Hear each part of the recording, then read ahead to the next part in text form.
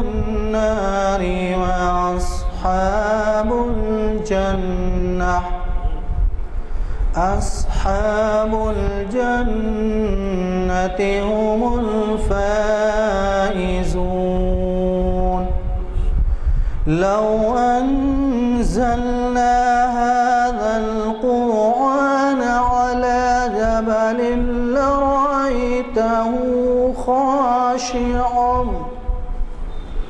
خاشعا متصدعا من خشية الله گنبد مینائی یہ عالم تنہائی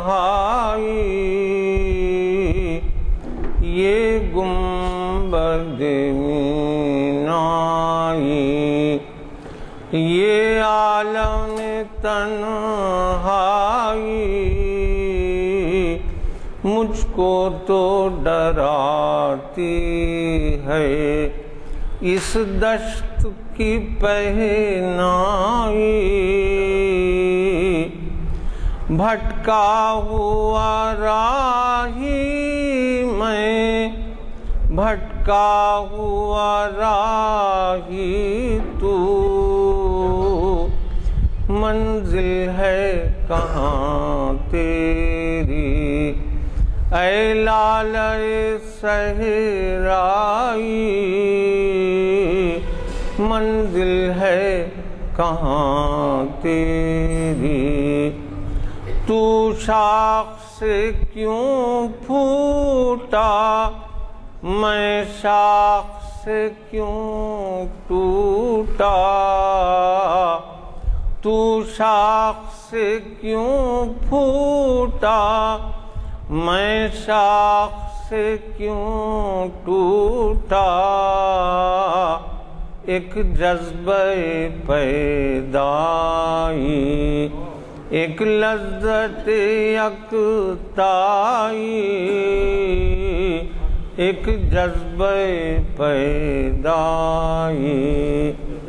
خالی ہے کلیموں سے یہ کوہ کمر ورنہ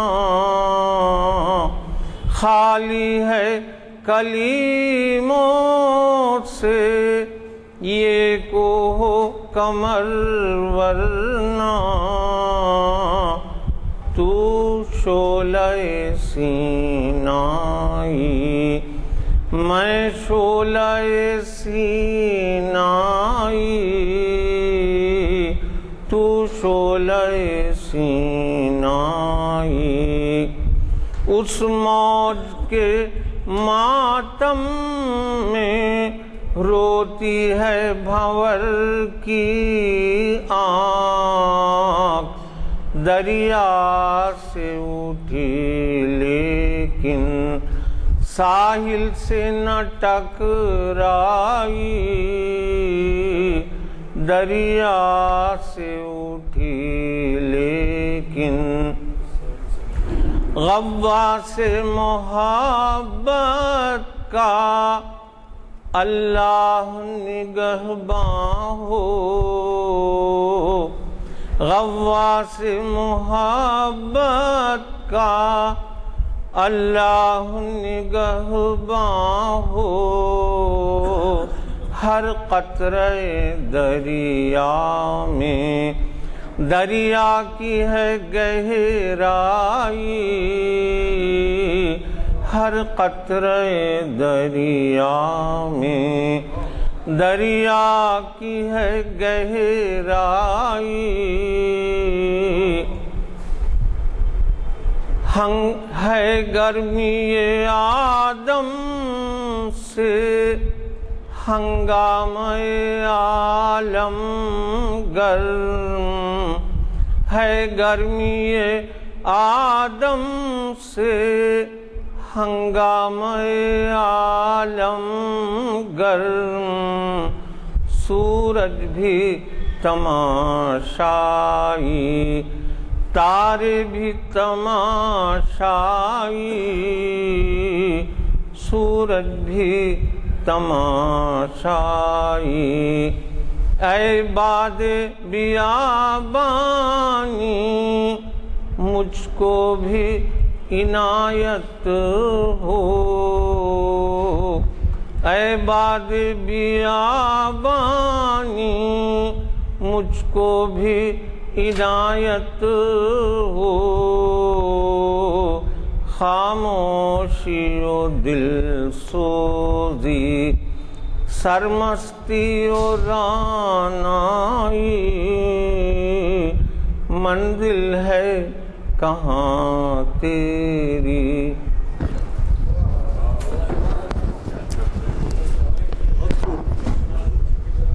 السلام علیکم حضرات، جیسے کہ آپ واقف ہیں، آج ہمارے اعلامیہ نمبر 440 کا آخری آئٹم چند اردو و فارسی نظموں کا تقابلی جائزہ۔ آج کے مقرر صاحب سے آپ بخوبی واقف ہیں، مجھے چندنا اس کی ضرورت نہیں ہے کہ ان کی تفسیر کے بارے میں کچھ زیادہ بتاؤں، اور وہ ہمیں سرفراز کرتے ہیں اپنے خطاب سے سال میں ایک دفعہ کبھی بھی جب بھی وہ لندن سے آتے ہیں، اور میری مراد ڈاکٹر محمد ضیاء الدین احمد شکیب صاحب سے ہے۔ آج ہم جامع مسجد عالیہ کے کانفرنس ہال میں بتاریخ 11 جولائی 2012 مطابق 28 شعبان 1333 ہجری بروز چہارشنبہ یکجا ہیں، اور یہ محفل اقبال شناسی کی 675ویں نشست ہے۔ آپ جیسے واقف ہیں، ہم عنوان مقرر صاحب پر ہی چھوڑ دیتے ہیں، اور ظاہر ہے کہ ان کے عالمانہ انداز سے وہ مناسب جو سمجھتے ہیں وہ ہمیں سرفراز کرتے ہیں اس عنوان سے۔ چنانچہ آج کا عنوان انہوں ہی نے دیا ہے۔ آج کی اس محفل کا آغاز قاری محمد مرتضیٰ صاحب کی خوش الحان قرات سے ہوا، اور خادم محفل غلام یزدانی آپ سے مخاطب ہے۔ یہ بات میرے لیے باعث صد عزت ہے کہ محفل اقبال شناسی کا 675واں اجلاس میرے تفویض کیا گیا ہے۔ اس گزشتہ اجلاس میں جب میں حاضر ہوا یہ اجلاسوں میں، تو میں نے دیکھا کہ میرے دوست اور ماہر اقبال جناب مستر مجاز صاحب اقبال کے فارسی کلام کو ترجمے اور تشریح کے ساتھ بیان فرما رہے تھے، اور اس سے میں نے فائدہ اٹھایا۔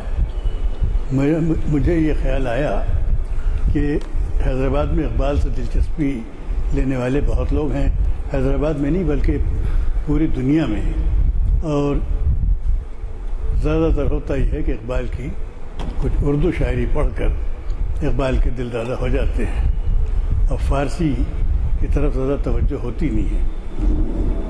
ہمارے زمانے میں یہ تھا کہ فارسی اسکول سے سکھائی جاتی تھی، فارسی اردو سے کوئی بہت زیادہ فاصلے پر نہیں ہے۔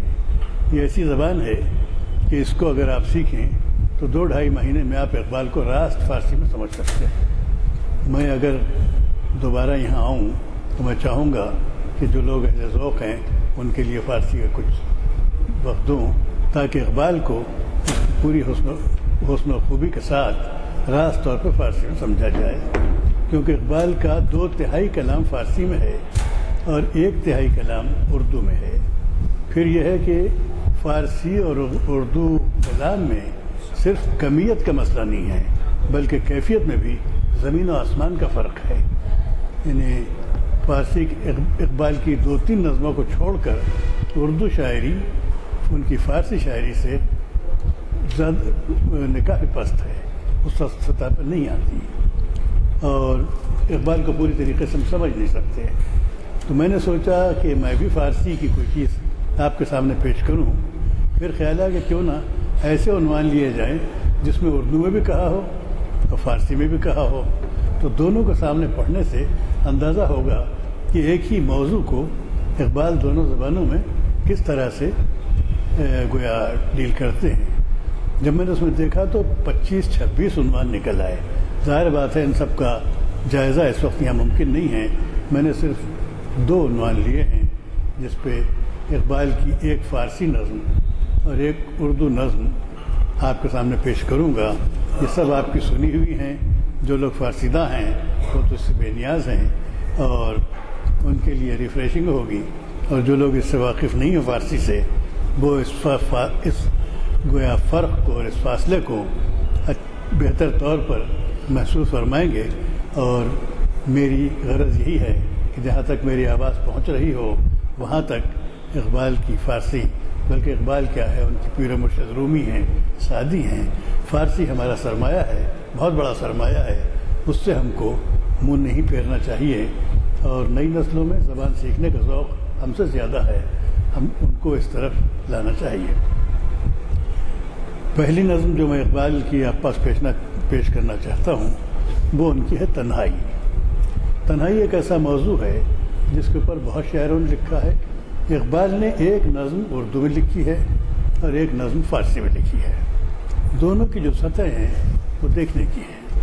اردو نظم انہوں نے جو لکھی ہے غالباً وہ یورپ میں جس زمانے میں تھے اسی زمانے میں لکھی ہے. مسافرت میں یورپ کے زمانے میں ان کو جس قسم کی تنہائی انہوں نے محسوس کی ہے اس کا ہم بآسانی اندازہ کر سکتے ہیں. یہ ایک فرد کی تنہائی ہے، اور تنہائی کا احساس اس وقت زیادہ تیز ہو جاتا ہے جب سناٹا ہو، جب خاموشی ہو. کیونکہ اگر آواز و شور ہے کہ اس کا مطلب کوئی اور ہے، اور جتنے سناٹے کی تصویر کھینچیں گے تنہائی کی تصویر اتنی زیادہ ابھرتی چلی جائے گی. چنانچہ ان کی پہلی نظم جو تنہائی ہے یہ 1908 سے پہلے کی کہی ہوئی ہے.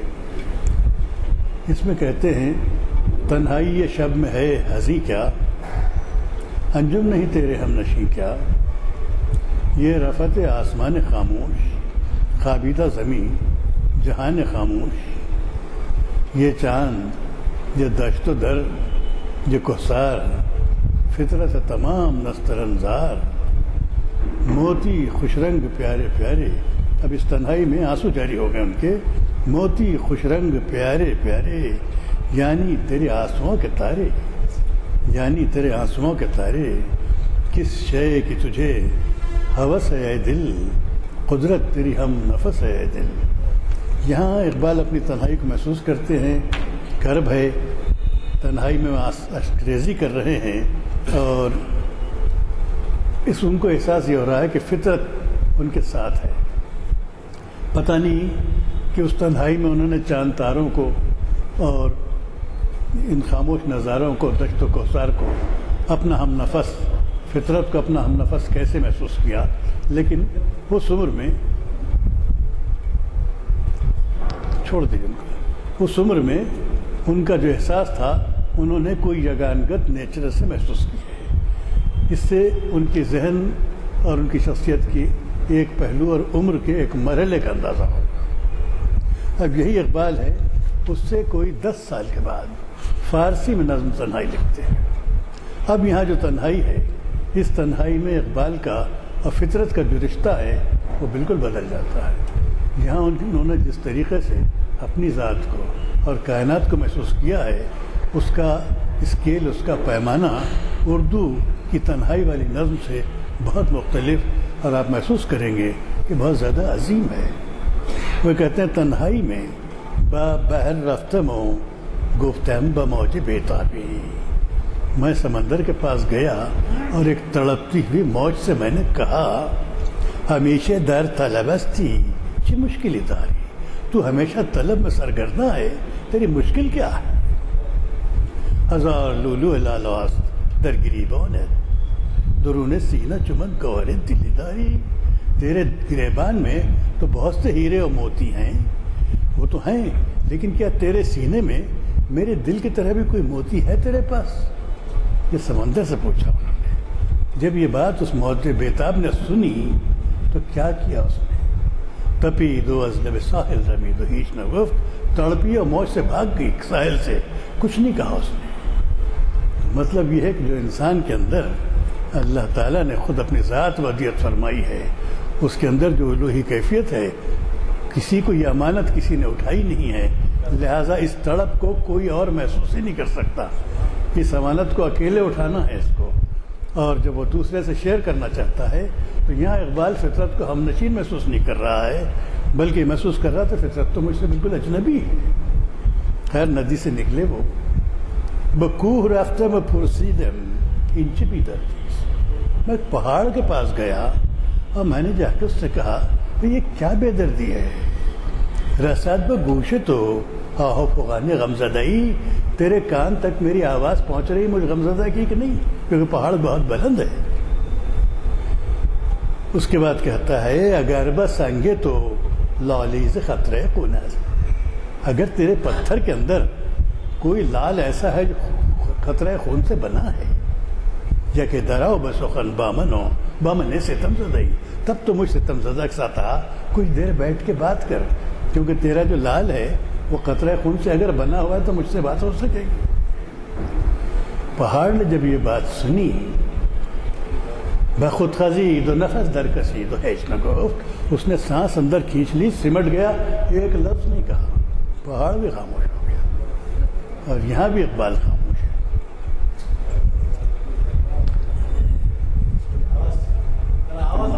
آواز ٹھیک نہیں ہے. رہے دراز بری دیم، اب ٹھیک ہے آواز. رہے دراز بری دیم زما پرسی دیم، میں نے بڑا لمبا راستہ کاٹا. میرے خیال سے آواز کافی ہے. رہے دراز بری دیم زما پرسی دیم، بڑا لمبا راستہ میں نے کاٹا. چاند کے پاس پہنچا، میں نے اس سے پوچھا سفر نصیب نصیب تو منزل است کی نیست، ہے سفر نصیب تیری قسمت میں کوئی منزل ہے کہ نہیں، ہے ایسی گھومتا رہے. جہان ز پرتو سیما یہ تو سمنزار ہے، تیری چاندنی کی وجہ سے پوری دنیا تو سمنزار بنی ہوئی ہے، اتنی خوبصورت ہو گئی ہے. فروغے دوغے تو از جلوہ دلیست کے نیست، مگر تیرے اندر جو دھبا ہے یہ کسی دل کی وجہ سے ہے کہ نہیں. سوئے رقیب ستارے رقیبوں نے دید و ہیچ نہ گفت، چاند نے کنکھیوں سے ستاروں کی طرف دیکھا اور کچھ نہیں کہا، وہ بھی خاموش رہ گیا. اب جو اقبال کی تڑپ ہے، نہ اس کا کوئی ساتھی دہ سمندر میں ہے، نہ پہاڑ ہے، نہ چاند ہے. کائنات میں کون ہے جو اس امانت اٹھائے ہوئے انسان کی بےتابیوں کا ساتھ دے سکے. تو اب یہاں جب معلوم ہوا کہ دل نہیں ہے، شدیم بحضرت یزدان گزشتے مذبح ہو گیا ہے. میں چاند تاروں سے آگے بڑھ گیا اور جا کے اللہ میاں کے سامنے کھڑا ہو گیا، اور میں نے جا کے کہا کہ در جہان تو یک ذرہ آشنایم نیست، تیری دنیا میں تو ایک ذرہ ایسا نہیں ہے جو میرا دوست و میرا آشنا ہو. جہان تیز دل ہو مشتاق من ہمیں دل، دنیا جو ہے اس میں دل کسی کے پاس ہے ہی نہیں، اور میری مشتاق جو ہے وہ دل ہی دل ہے. چمن خوش است، تیرا چمن بہت اچھا ہے، بھلے درخور نوائم نیست، لیکن میرے نغموں کے لائق نہیں ہے، کیونکہ اس کو دل ہی نہیں ہے. تو یہ کیا میں گاؤں گا تو جھاڑ پہاڑ چاند تارے میری آواز کو کیا سمجھیں گے. تو اللہ میاں نے کیا جواب دیا، تبسمی بلبی ارسی دو کچھ نہ گو. اللہ میاں بھی مسکرا دیے اور انہوں نے کچھ کہا نہیں. اب وہ تنہائی جو یورپ میں انہوں نے محسوس کی وہ ایک بہت معمولی درجے کی تنہائی تھی، اس کے مقابلے میں جس تنہائی کا احساس اقبال نے پیش کیا، اس میں ان کا شعور اور ان کا آرٹ، ان کا فن جس منزل پہ پہنچ گیا ہے، یہ اس سے ہم کو دور نہیں رہنا چاہیے، اس سے قریب آنا چاہیے. انہی مناظر سے گزرنے کے بعد اقبال نے ویسا شعر کیا تھا کہ موج صبا کے فیض سے کیا ہے، نشو نما خار و خس، موج نما کے فیض سے نشو نما خار و خس شعر کیا ہے، وہ تو دوسرا ہے، پہلا بھی ہاں باد صبا کی موج سے نشو نما خار و خس. کائنات میں صبا چلتی ہے، اس سے خار و خس کی نشو نما ہوتی. میں شاعر ہوں، میرے ہاں دل ہے، میں صاحب امانت ہوں، میرے نفس کی موج سے نشو نما آرزو انسانوں کے دلوں میں آرزو کی نشو نما ہوتی ہے۔ یہ اقبال کے شعور کے مراحل ہیں، اور ان کی اس آرٹ میں جب ہم فارسی میں جاتے ہیں تو وہ عظیم الشان اقبال جو ہمارے تخیلوں میں دھندلا دھندلا سا ہے وہ فارسی دنیا میں ملتا ہے۔ میرا خیال ہے اس طرف خاص توجہ کی ضرورت ہے۔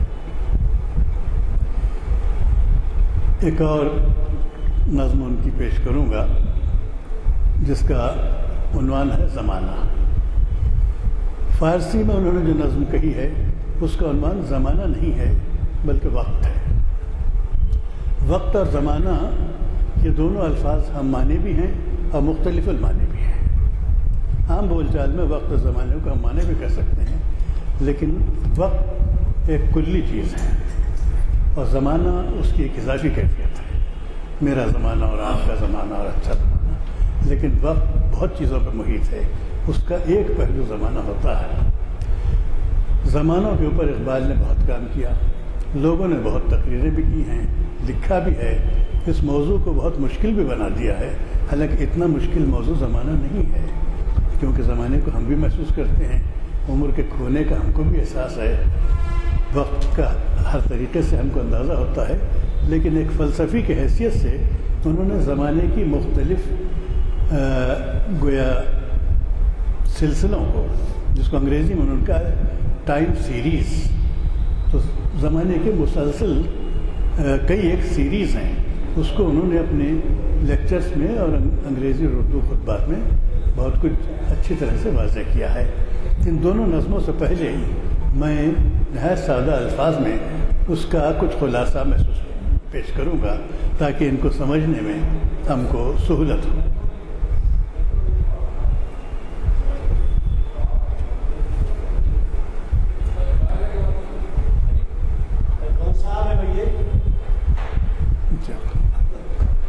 ٹھیک ہے صاحب، زمانوں میں ایک زمانہ کہلاتا ہے زمانے انسانی۔ ایک قصہ مشہور ہے کہ خوبصورت نوجوان لڑکی آئنسٹائن سے ملنے گئی اور بہت دیر تک ان کے پاس بیٹھی، اور بیٹھنے کے بعد اس نے سوال کیا کہ مسٹر آئنسٹائن، آپ کا یہ تھیوری آف ریلیٹیوٹی، یہ نظریہ اضافت کیا ہے؟ تو آئنسٹائن نے جواب نہیں دیا۔ پھر کچھ وقت اور گزر گیا، جب اچھا خاصا آدھا پون گھنٹہ گزر گیا اور لڑکی نے 2-3 دفعہ یہی سوال کیا، تو آخر میں آئنسٹائن نے کہا کہ بیوی دیکھیے، آپ آدھے گھنٹے سے میرے پاس بیٹھی ہیں اور یہ وقت اتنا اچھا گزرا جیسے 2-4 منٹ گزر گئے، اور میں اکیلا بیٹھا ہوا اپنی اسٹڈی کرتا رہتا تو یہ آدھا گھنٹہ 2 گھنٹے کے برابر معلوم ہوتا، اور یہی نظریہ اضافت ہے۔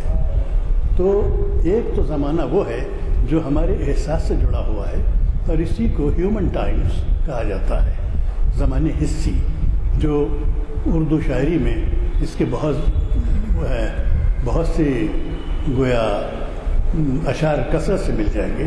سنجیدہ ایک شعر ہے اس کا، مہینے فصل کے گھڑیوں میں کٹتے جاتے ہیں مگر گھڑیاں جدائی کی گزرتی ہیں مہینوں میں۔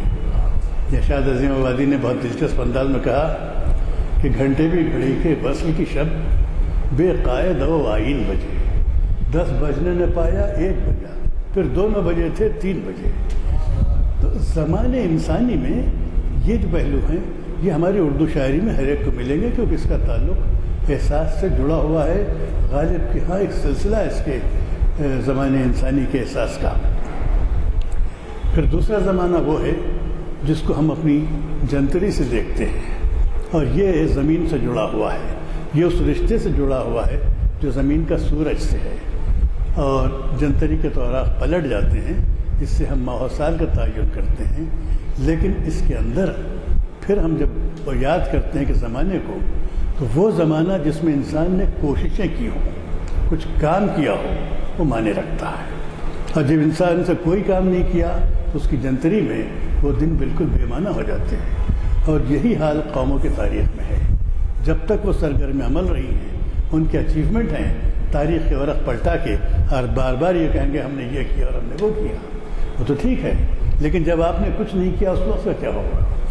تو یہ جو چیز ہے جس کو زمانے تاریخی کہتے ہیں، جو سورج سے جڑا ہوا تاریخی زمانہ بے معنی رہتا ہے مگر اس میں معنی اسی وقت پیدا ہوتے ہیں جب انسان کیا اس کے اندر گویا عمل ہو اور اس کا لہو اس کے اندر شامل ہو، اور اگر یہ نہ ہو تو پھر وہ بے معنی ہو جاتا۔ لیکن یہ تاریخی زمانہ ہو یا یہ انسانی زمانہ ہو، یہ پوری کائنات کے ایک بڑے زبردست زمانی نظام کا کہیں کونے میں ایک چھوٹا سا جز ہے، تو طبعی زمانہ جو ہے وہ تو ایک بہت بڑا زمانہ ہے۔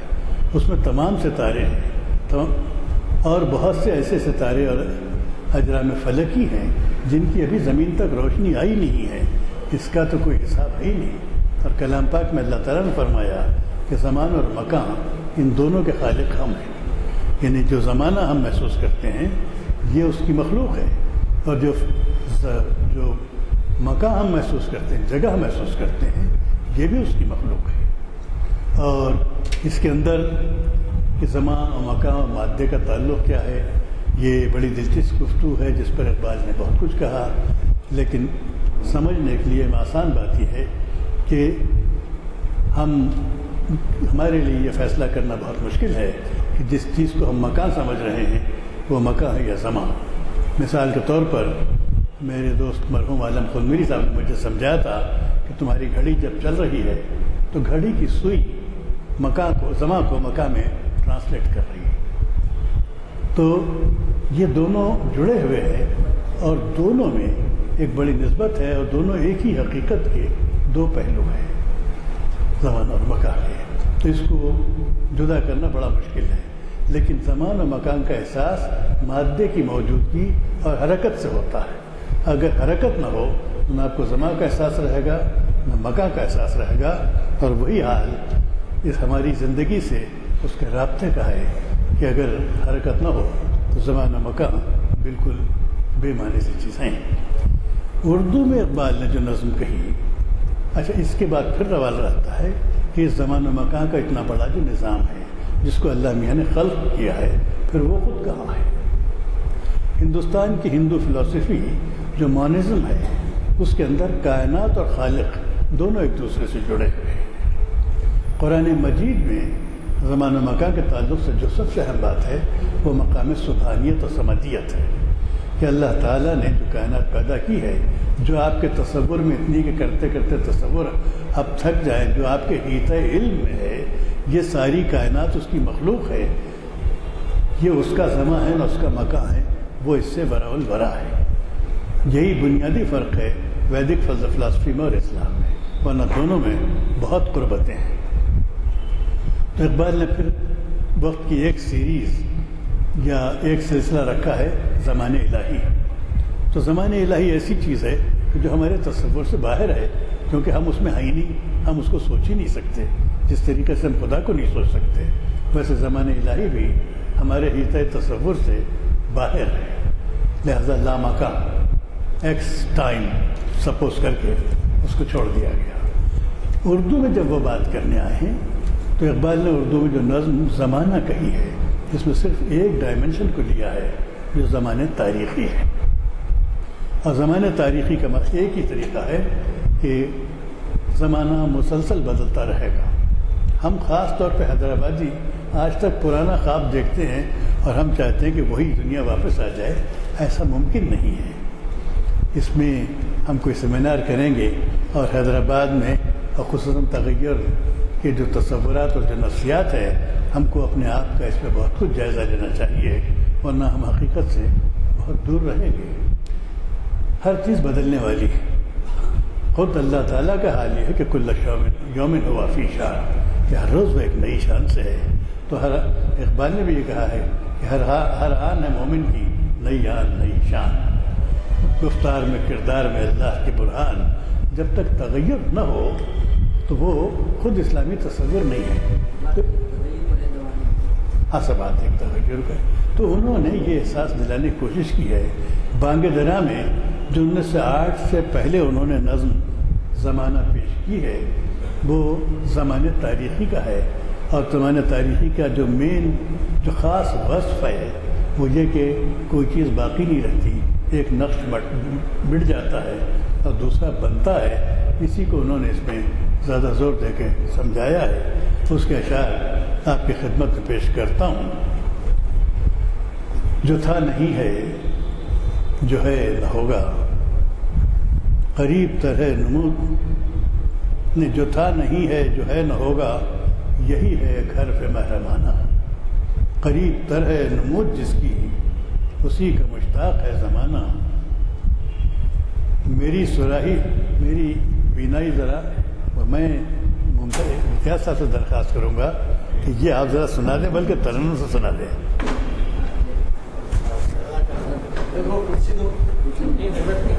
ہاں، جو تھا نہیں ہے جو ہے نہ ہوگا، ترنم سے سنا دیں۔ ترنم سے وقت مصرا آپ کو سمجھنا پڑے گا۔ نہیں آپ میں بعد میں سنا بیٹھے۔ جو تھا نہیں ہے جو ہے نہ ہوگا، یہی ہے گھر پہ محرمانہ، قریب تر ہے نمود جس کی اسی کا مشتاق ہے زمانہ۔ میری سراہی سے قطرہ قطرہ نئے حوادث ٹپک رہے ہیں، میں اپنی تسبیح روز و شب کا شمار کرتا ہوں دانا دانا، ہر ایک سے آشنا ہوں لیکن جدا جدا رسم و راہ میری، کسی کا راکب کسی کا مرکب، کسی کو عبرت کا تازیانہ، کسی کا راکب کسی کا مرکب، کسی کو عبرت کا تازیانہ۔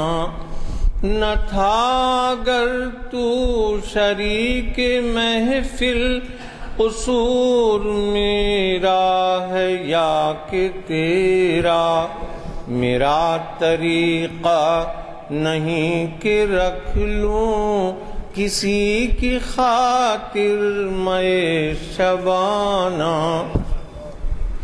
میرے خموں پیچ کو نجومی کی آنکھ پہچانتی نہیں ہے، ہدف سے بیگانہ تیر اس کا نظر نہیں جس کی عارفانہ، شفق نہیں مغربی افق پر یہ جوئے خون ہے، یہ جوئے خون ہے، شفق نہیں مغربی افق پر یہ جوئے خون ہے، یہ جوئے خون ہے، طلوع فردا کا منتظر رہ کہ دوش و امروز ہے فسانہ، وہ فکر گستاخ جس نے عریاں کیا ہے فطرت کی طاقتوں کو، اسی کی بےتاب بجلیوں سے خطر میں ہے اس کا آشیانہ، ہوائیں ان کی فضائیں ان کی سمندر ان کے جہاز ان کے، ہوائیں ان کی فضائیں ان کی سمندر ان کے جہاز ان کے، گرہ بھنور کی کھلے تو کیوں کر بھنور ہے تقدیر کا بہانہ، جہان نو ہو رہا ہے پیدا وہ عالم پیر مر رہا ہے، جہان نو ہو رہا ہے پیدا وہ عالم پیر مر رہا ہے، جسے فرنگی مقامروں نے بنا دیا ہے قمار خانہ۔ ہوا ہے گو تند و تیز لیکن چراغ اپنا جلا رہا ہے۔ ہوا ہے گو تند و تیز لیکن چراغ اپنا جلا رہا ہے۔ وہ مرد درویش جس کو حق نے دیے ہیں انداز خسروانہ۔ فرمائی نظم اردو کی تھی، لہذا ترجمے کی ضرورت نہیں تھی، اور امتیاز الدین صاحب نے نہایت ہی خوبصورتی کے ساتھ اس کو پیش کیا۔ نظم میں چند پہلو ہیں۔ پہلا آغاز اس کا سارا یہ ہے کہ زمانے کا مقدر تبدیلی ہے، ایک انداز میں باقی نہیں رہے گا، اور زمانے کو سمجھنے کے لیے اچھی نظر ہونا چاہیے، ورنہ نجومیوں کی طرح زمانے کو پرکھنے کی کوشش کریں گے تو دھوکہ کھائیں گے۔ یعنی نظر پیدا کریں اور تاریخی زمانے کی نزاکتوں کو سمجھتے ہوئے اپنا راستہ اختیار کریں۔ اس کے بعد اقبال اسی نظم میں بڑی ہی آہستگی کے ساتھ اپنے معاصر ہندوستانی سیاست و زمانے کو یا عالمی سیاست پہ آ جاتے ہیں، اور ان کا گلا اشارہ مغرب کی طرف ہونے لگتا ہے۔ اور مغرب کا اقبال کی کوئی نظم ایسی نہیں ہے جس میں اقبال نے جدیدیت کے بارے میں اور مغربی فکر کے بارے میں اپنے اشارہ نہ دیا ہو، اور آپ کے عشق کو انہوں نے جگانے کی کوشش نہ کی ہو۔ یہ وہ پہلو ہے کہ اقبال کو تبلیغ کا وسیلہ بنانے والے چونکہ بھول جاتے ہیں، اور اقبال کا پیام کنارے رہ جاتا ہے۔ اب یہاں پر اقبال یہ کہتے ہیں کہ وہ فکر گستاخ جس نے عریاں کیا ہے فطرت کی طاقتوں کو، یعنی یہ سائنس ہے۔ سائنس نے نیچر کے اتنے قدرت کے ایسے ایسے راز کھول دیے ہیں کہ کسی کو حد نہیں۔ اس میں ہم لوگ تو بہت پیچھے ہیں، لیکن حیرت کی بات ہے کہ اقبال کہتے ہیں کہ وہ فکر گستاخ جس نے عریاں کیا ہے فطرت کی طاقتوں کو، اسی کی بےتاب بجلیوں سے خطر میں ہے اس کا آشیانہ۔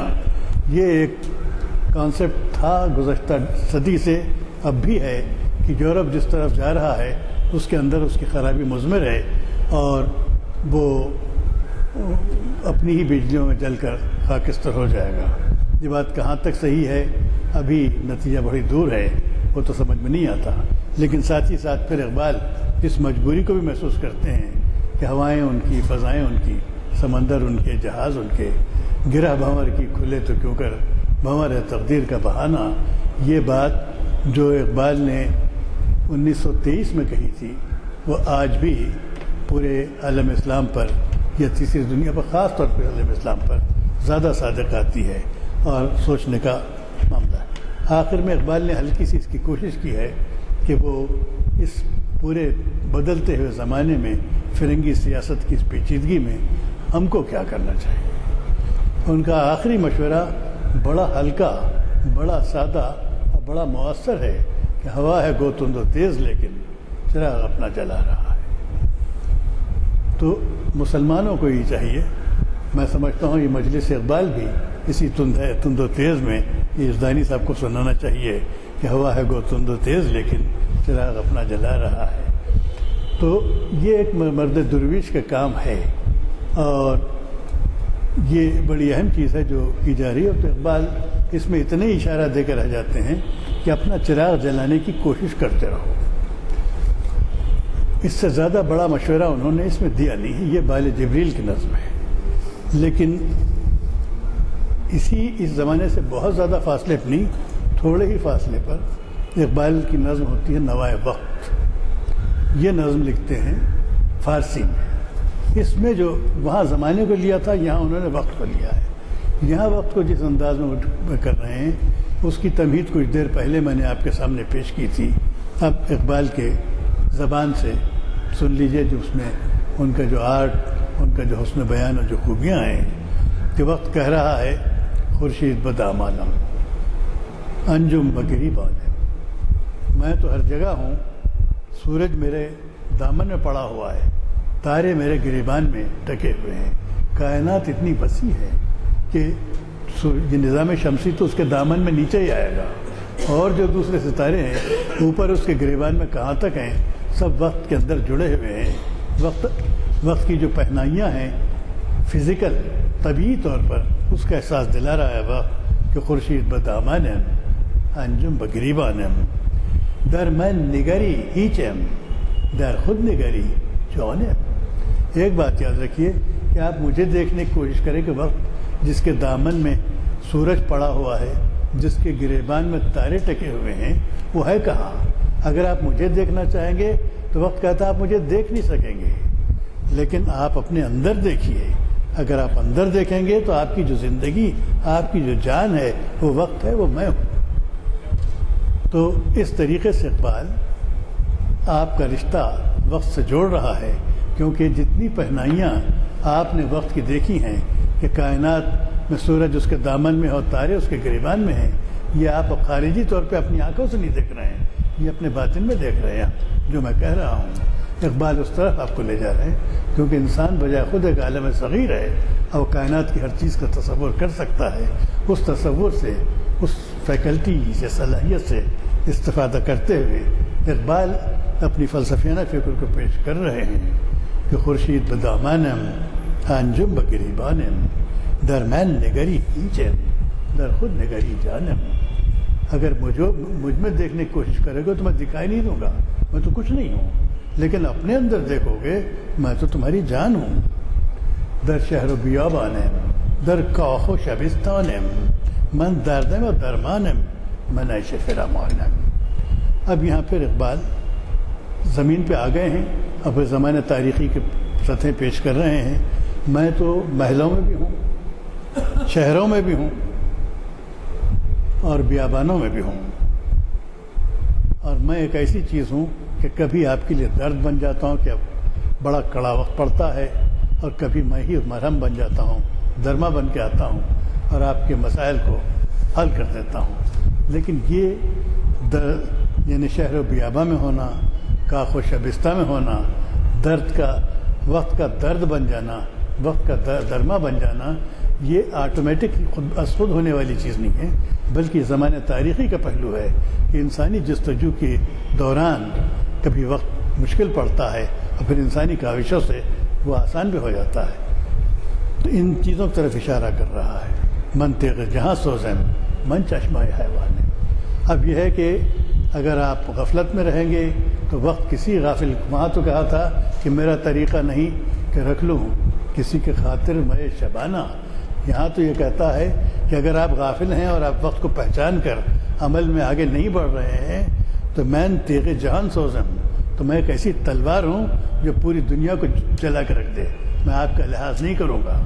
ہاں البتہ اگر آپ اپنی عمل کی دنیا میں ہیں اور اپنا مستقبل آپ پیدا کرنے کی کوشش میں ہیں، میں چشمہ حیوانم، میں تو آب حیات کا چشمہ ہوں، آپ مجھ سے فائدہ اٹھائیے، میں وقت نہیں ہوں، میں آب حیات ہوں، اور آپ اس سے ایک نئی زندگی پا سکتے ہیں۔ ابھی اقبال دوسرے بند میں بھی زمانے تاریخی میں آ رہے ہیں کہ وقت کے میں نے جیسے اس سے پہلے عرض کیا کہ جہاں کوئی عمل نہیں ہے اس وقت کا احساس ممکن ہی نہیں ہے۔ وقت کا احساس اس وقت ہے کہ فلاں چیز ہوئی تھی، فلاں واقعہ ہوا تھا، ہم نے یہ کام کیا تھا، تو وقت کا تعین ہوتا ہے۔ انسانی تاریخی میں چنگیزی اور تیموری مشتاق و غبارے من، یہ دونوں نام جو انہوں نے چنگیز اور تیمور کے لیے ہیں، یہ دو نہایت سفاک حکمران تھے، تارٹر قبیلے کے تھے۔ چنگیز نے جب عالم اسلام پر حملہ کیا ہے تو اتنا بے دردانہ حملہ تھا کہ اس کی داستان بیان کروں تو بہت وقت لگے گا، اور کچل دیا تھا اس نے ایران میں مسلمانوں کو۔ ان کو اس کی اجازت نہیں تھی کہ وہ نہائیں، کپڑے بدلیں، کھانا کھا کر یا ضروریات سے فارغ ہو کر ہاتھ دھو سکیں یا کچھ کریں، ان کو اسی حالت میں رہنا پڑتا تھا۔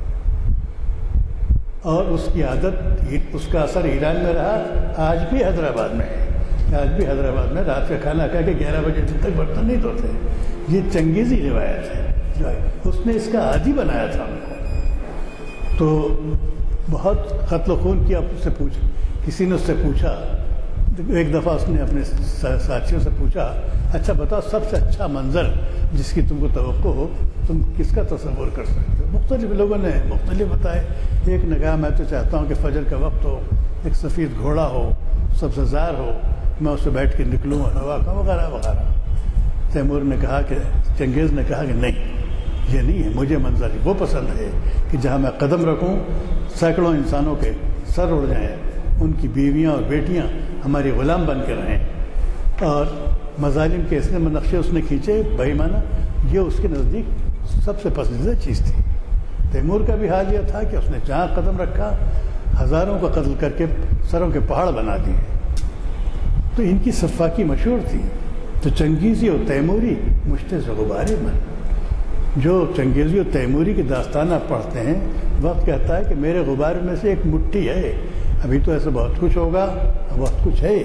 ہنگامہ افرنگی، اور جو افرنگ تھا جس نے ایک چھوٹے سے جزیرے سے جو آندھرا پردیش کے برابر ہے، اس سے میں بیٹھ کر آج بھی وہیں ہیں. اس نے پوری دنیا پہ ایسی حکومت کی کہ کہیں سورج نہیں ڈوبتا تھا. آج بھی اس چھوٹے سے جزیرے کے لوگ عالمی سیاست میں ایک نہایت اہم رول رکھتے ہیں. لیکن تاریخی وقت کے مقابلے میں یہ سمجھ لینا کہ اب یہ جو چیزیں ہیں یہ مستقل ہم پر چھائی رہیں گی. اقبال کہتے نہیں یک جست شرارے میں، یہ وقت کی اڑتی ہوئی ایک چنگاری ہے جس کا ایک چرکا لگے گا. آپ اگر اپنے عمل میں رہیں گے تو آپ اس سے باہر نکل سکتے ہیں. تو اس کے لیے سوچنے کا طریقہ جو ہے انہوں نے اور 50 طریقے سمجھایا ہے.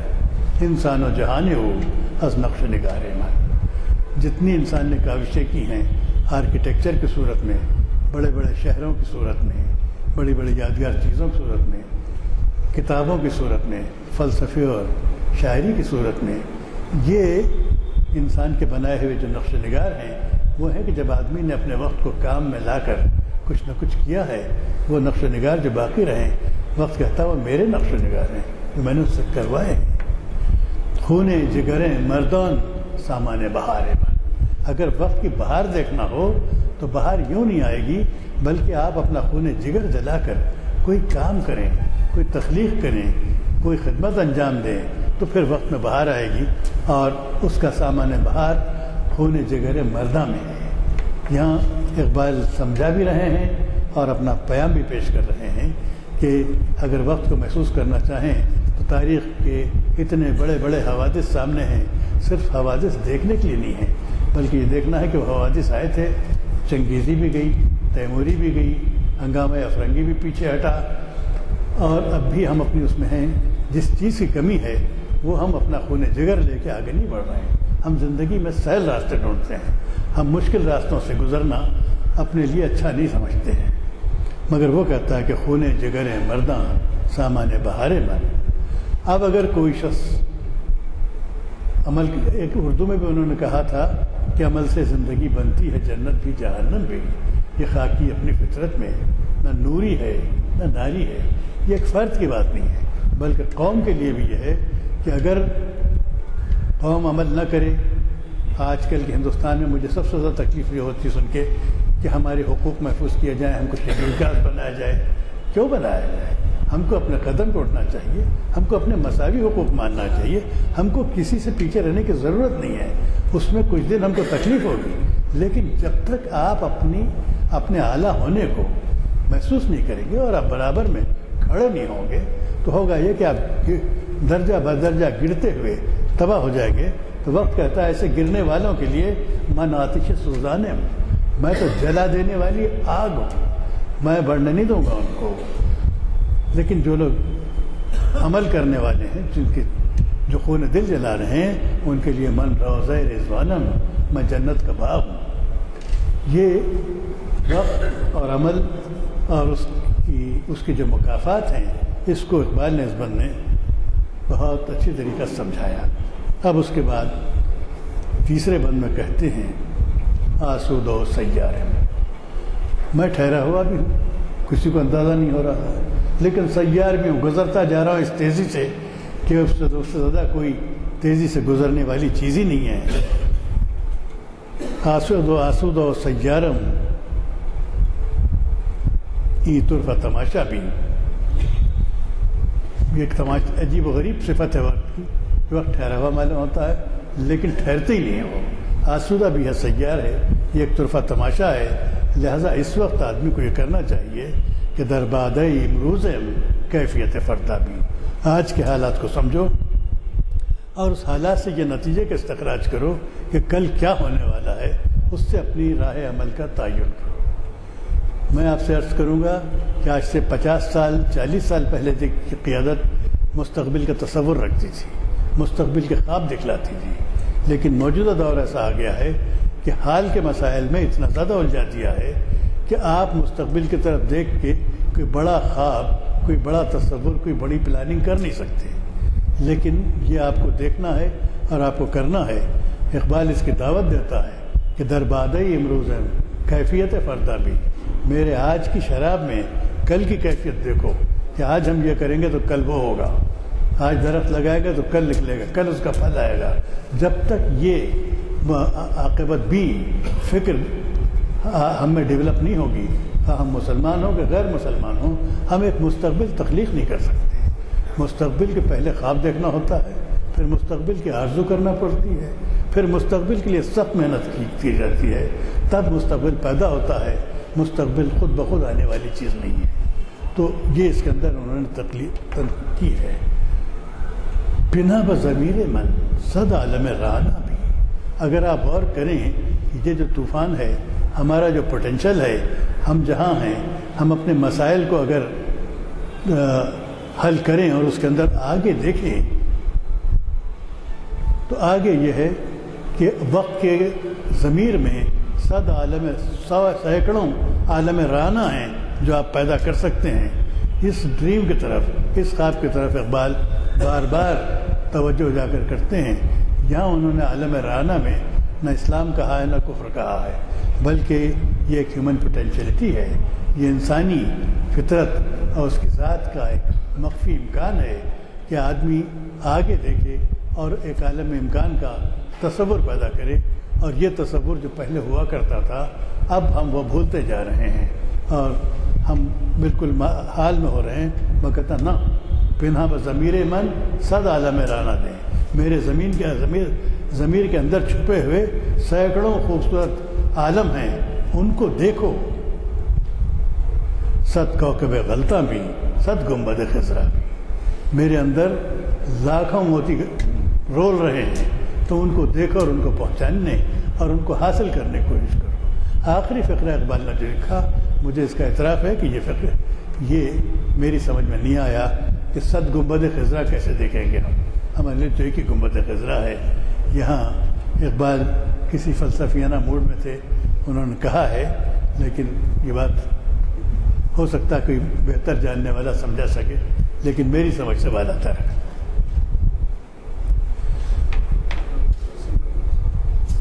اس کے بعد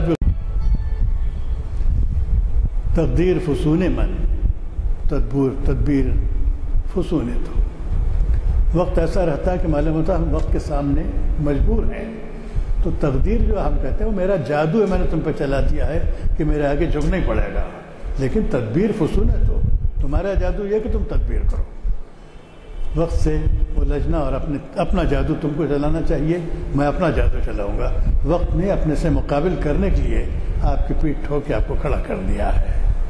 تو عاشق لیلائے من دشت جنون ہے، اگر تو کسی لیلا کا عاشق ہو جائے، تیری زندگی میں کوئی مقصد آگے ہو جائے، تو پھر میں تیرا دشت جنوں بن جاؤں گا اور تو میرے اندر اپنی کوششوں کا گویا محمل دوڑا سکے گا۔ چوں روح رواں پاک، اتنا سب ہونے کے باوجود میں بالکل پاک ہوں، ہنگامے چنگیزی ہو یا فرنگی ہو یا تیموری ہو، میں کسی کو جلا کے خاکس کر دوں یا سب کچھ، میں نہ آلودہ رہتا ہوں۔ جیسے روشنی ہر جگہ ہے لیکن کسی چیز میں آلودہ نہیں ہے، وقت بھی یہ ہے کہ وقت گزر رہا ہے، اچھا بھی نتیجہ نکل رہا ہے اعمال کے لحاظ سے، برا بھی نکل رہا ہے۔ ہمارے سامنے آج جو قومیں ہیں وہ قومیں بھی ہیں جو کہاں سے کہاں پہنچ چکی ہیں، اور وہ قومیں بھی ہیں جو کہاں سے کہاں گرتی چلی جا رہی ہیں۔ تو یہ اس کی طرف ہم کو توجہ دینا اور آگے بڑھنا چاہیے۔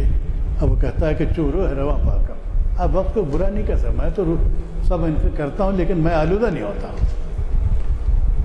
چورو ہے رواں پاکم از چند چگونے، تو آپ جو اس طرح ہوگا اس طرح ہوگا اپنے آرگومنٹ کر کے اپنے تدبیریں کرتے رہیے، میرا جو کام ہے میں اپنے انداز میں کرتا جاؤں گا۔ تو راز درونے من راز درونے تو۔ سچی بات تو یہ ہے کہ اگر تم میرے راز دروں کو سمجھ جاؤ، انقلابات کو سمجھ جاؤ، وقت کے تغیرات کو سمجھو، وقت کے اندر چھپے ہوئے امکانات کو سمجھ جاؤ، تو میں تمہارا راز بن جاؤں گا، اب تم میرے راز بن جاؤ گے۔ اگر زندگی ایسی ہو جس میں آپ وقت کے رازدار ہوں، اب وقت آپ کا رازدار ہو، اور اس کے بعد عمل کے لیے آپ اٹھیں، تو وہ ایک بہت بامعنی اور بہت بامقصد گویا عمل ہوگا، جس سے آپ وقت کے میدان میں شہسوار بن کے آگے بڑھ جائیں گے۔ ہنس جانے تو پیدا یا دس جانے تو پنہانا۔ بھائی سیدھی بات میں آپ سے کہتا ہوں، میں آپ کی آنکھوں سے چھپا ہوا ہوں، لیکن آپ کی ذات سے تو میں پیدا ہوں۔ اگر آپ کا عمل نہ ہو تو وقت کے احساس کا ہو۔ اب وقت اتنے دوستانہ انداز میں آپ کو یہاں کہہ رہا ہے کہ ہنس جانے تو پیدا ہے، میں تیری وجہ سے تیری جان سے پیدا ہوتا ہوں، اور در جانے تو پنہانا ہوں، اور تیری جان میں چھپا ہوا ہوں۔ آخر میں بڑا اہم آخری ان کا بند ہے، بہت دلچسپ، کہ من رہ وہ تو منزل۔ وقت کہہ رہا ہے میں تو گزر رہا ہوں، مگر میری منزل بھی تو ہے۔ ایک ایسا جہان پیدا کر جو منزل بن جائے، تیری منزل میرے اندر ہے، میں تیرے ساتھ ساتھ چل رہا ہوں۔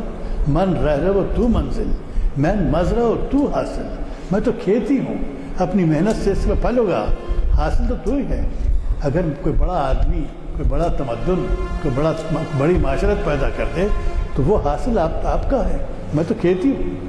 آپ میرا اپنے رشتے کو سمجھیے۔ تو ساز صدا ہنگے تو گرمی ان محفل، تیرے اندر تو ایک ایسا ساز ہو تم جس کے اندر سینکڑوں نغمے چھپے ہوئے ہیں۔ اور یہ جو محفل انسانیت کی ہے، یہ کائنات کی محفل ہے، اس محفل کی گرمی انسان سے ہے، وقت سے نہیں ہے۔ تو اپنے اس مقام کو پہچانو۔ آوارے آب و گل، اے مٹی پانی میں کھو جانے والے انسان، مادی دنیا میں، دولت میں، پیسے میں اور حال کی چیزوں میں ہے۔ اس کو اقبال نے وقت کی زبانی آوارے آب و گل کہا ہے کہ اے آب و گل میں، اب یہ کھانے کا شوق جو خاص طور پہ حیدرآباد میں ہے، یعنی آب و گل کا بدترین شوق ہے یہ، کہ اس میں آدمی غرق ہے۔ آوارے آب و گل دریاب مقام دل، اپنے دل کا مقام پہنچا، کیونکہ دل وہ ہے جس کے اندر عزم ہے، حوصلہ ہے، ہمت ہے، وہ تخیل ہے جو وقت کا سینہ چیر کر آگے دیکھ سکتا ہے، اور ایک نیا دنیا پیدا کرنے کا اور کروانے کا حوصلہ رکھ سکتا ہے، رہنمائی کر سکتا ہے۔ دریا مقام دل، دل کے مقام کو پالو، اس کو سمجھو کہ دل کیا ہے۔ گنجی دب جامے بھی یہ قلز میں بے ساحل، اگر تم کو دل کو سمجھ لو گے تو تم کو معلوم ہوگا کہ یہ دل ایک ایسا پیمانہ ہے کہ اس کے اندر ایک بغیر ساحل کا بحر بے کراں سمویا ہوا ہے۔ اس بحر بے کراں کو اپنے دل میں دریافت کرو، یہ وقت کا راز ہے، اور وقت اس کا راز ہے۔ از موج بلندے تو سر بردر طوفانم، جب تو اٹھے اور تیری موجیں ہوں تو میں تیری ہی موجوں سے طوفان بن کے ابھرتا ہوں۔ شکریہ۔ تو میں نے سادہ سا ترجمہ کیا اس مختصر سے وقت میں۔ تو جی، تو دو نظمیں میں نے آپ کی خدمت میں اقبال کی پیش کی، اردو کی بھی، انگریزی کی، فارسی کی بھی۔ دونوں کے فرق کا اندازہ آپ کو ہوا ہوگا، اور میری آج کی اس گفتگو کا غایت یہ تھا کہ یہاں اور جہاں تک ہماری آواز جا رہی ہے، لوگ اقبال کی فارسی کو راست طور پر سیکھنے کی توجہ دیں، ورنہ یہ ہے کہ انہوں نے اپنا خون جگر جلا کر اتنا عظیم الشان سرمایہ جو ہمارے لیے چھوڑا ہے وہ پیچھے رہ جائے گا، اور اس سے ہمیں حاصل کرنا چاہیے۔ بہت شکریہ۔